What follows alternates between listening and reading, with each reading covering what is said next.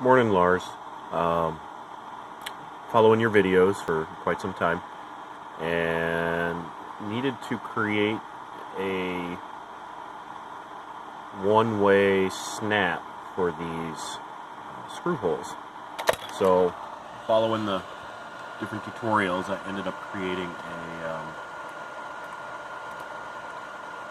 a little circle here, but it really needs to be sliced so that the board can go in easier and slide in and then pop in place.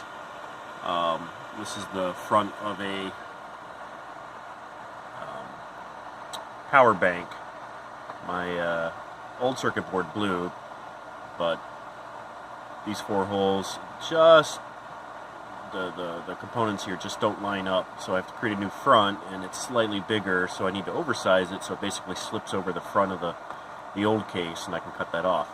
I'm making these so that they pop in place, and then I have to decide whether or not I want to make this component here, the front, separate so it slides into a shell, basically pushed in place, or if I want to make it a one piece and slide the whole thing down.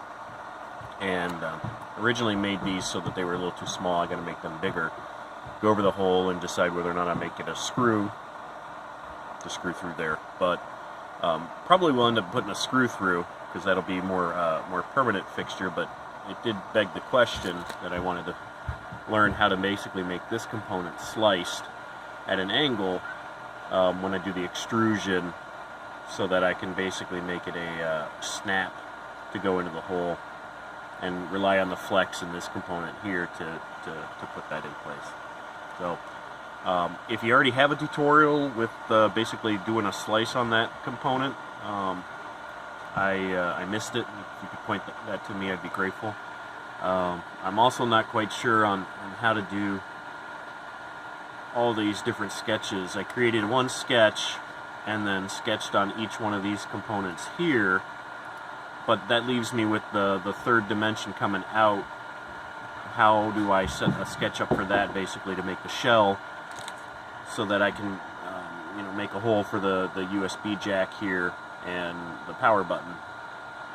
So I know more practical, and you've been working on the theoretical, and I'm grateful for that. The